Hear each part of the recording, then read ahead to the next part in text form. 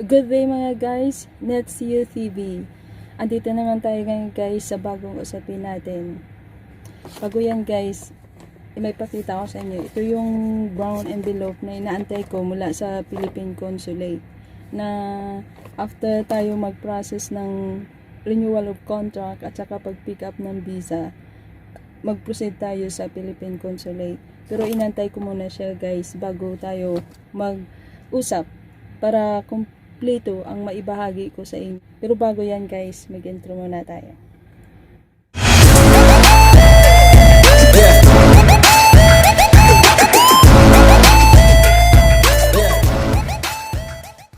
Sa mga magre-renew ng contract dyan, renewal of contract with the same employer, sundan nyo yung video ko, renewal of contract, at saka yung pag-pick up ng visa.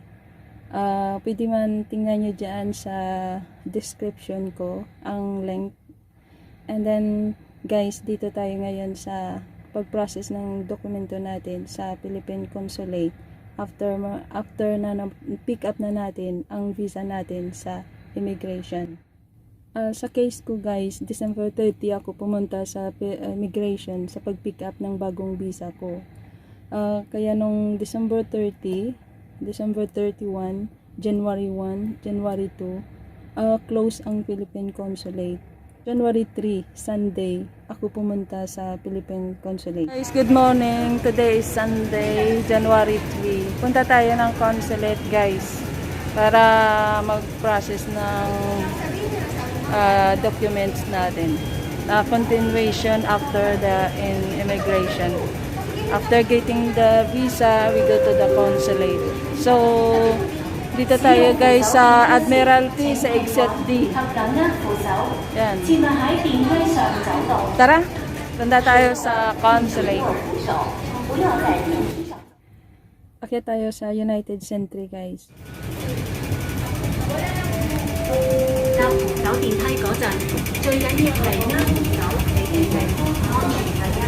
Escalator, pangalawang escalator. Then sa bungad dyan guys, ayan makikita natin dyan sa left side. Magpila kayo yan dyan guys. Bit-bit na yung mga requirements mo. Yan. Ngayon, may mag-assist sa'yo dyan guys na kababayan nating Pilipina. I-check nyo yung mga requirements mo. Ngayon, alamin natin ang mga requirements.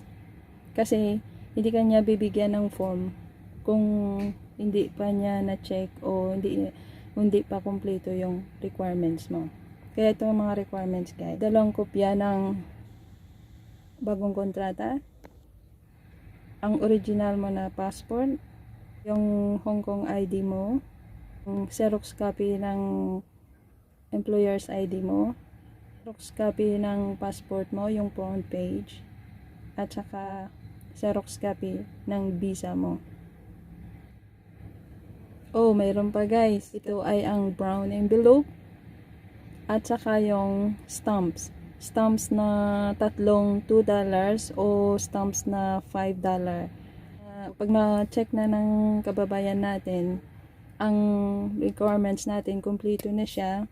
Guys, bibigyan ka ng kababayan natin ng form. Ngayon sa form na yon, kailangan may beneficiary ka doon, ang telephone number ng beneficiary mo. Kaya i-prepare nyo rin yan kasi doon pipilapan din i-fill up nyo yan sa form na yun. So, ngayon guys, okay na, kompleto na. Ngayon, sasabihin sa'yo ng kababayan nating Pilipina, proceed ka dyan. Yan. Dito tayo guys kasi, di ba dalawa yan? Dito sa 14th floor and dito sa may pulo. Kaya dito tayo sa left side. Sa left side guys, yan makikita nyo. Tapos nasa 20 dito sa Philippine Consulate sa right side. Kaya dito tayo sa kaliwa. Yan nakikita nyo. Sasakay tayo ng 29th floor mga guys. Paglabas natin sa 29th floor, may mag-a-assist ulit ng mga dokumento natin. I-check nila ulit yung documents mo. Tapos, ang brown envelope mo, ang stamps mo, Sa brown envelope guys, ayan may sample tayo. Ano ang dapat natin isusulat sa brown envelope natin? Isusulat natin ang pangalan ng employer natin, ang address ng pinagtatrabuhan mo dito sa employer mo, at saka yung sa baba, yung telephone number mo. Ngayon, pag natapos mo fill up yung brown envelope mo sa labas, ibigay mo sa kanila. Tapos yung stamps, itatak na nila doon. Idikit na nila. Tapos, kung kumpleto na, kukunin na nila lahat yung requirements mo. At saka, ipasok nila doon sa brown envelope. Tapos, sasabihin na nila guys, proceed ka na sa counter 1, 2, and 3. Dito sa left side, makikita mo yan. Ang Philippine Overseas Labor Office, ang polo. Ayan. Pasok ka lang dyan guys. Makita mo doon sa counter. Ngayon, pag nasa counter ka na guys, ibigay mo yung brown envelope mo. Nandun naman lahat yung mga requirements mo. Ayan, mag-prepare ka ng 196. At saka $80.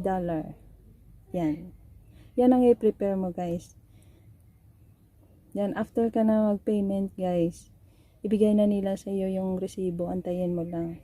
Ang resibo ng pagbayad mo ng 196 at saka yung $80.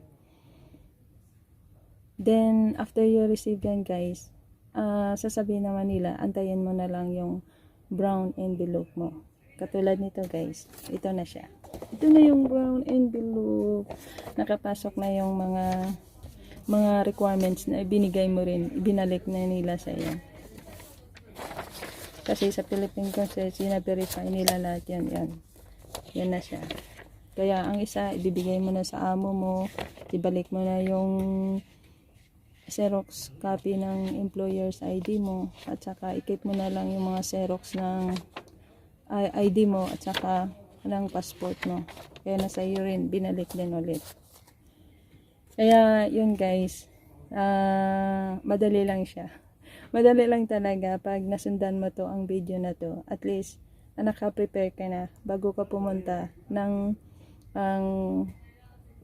Philippine Consulate. O bago ka pumunta, pagkuha mo ng pag-pick up mo ng visa mo sa immigration, dala-dala mo na siya lahat. Then you can proceed to the Philippine Consulate. Okay guys? Na-experience ko pala guys, nakalimutan ko yung Xerox ID ng amo ko. Kaya nag-send message pa ako sa kanya. Tapos send message niya sa akin, pa-print out ko doon. Kaya nagbayad pa ako ng $10. Supposed to be, pag dito lang, $1 lang. Kaya wag malimutin guys. Lahat i-prepare nyo na yung mga requirements nyo. Para di kayo magsayang ng pera, di rin kayo magsayang ng time. Para sa karagdagang kaalaman guys, i-like nyo na lang ang page ng Polo o ng Hong Kong Immigration Information. Ayan. Para updated kayo sa mga announcement at saka andun na lahat ang mga dapat natin din gawin. So, hope guys na nasundan nyo at saka na-learn nyo ang mga dapat gawin sa pag-process ng renewal of contract with the same employer, pag-pick up ng visa, at saka pag-proceed sa Philippine Consulate.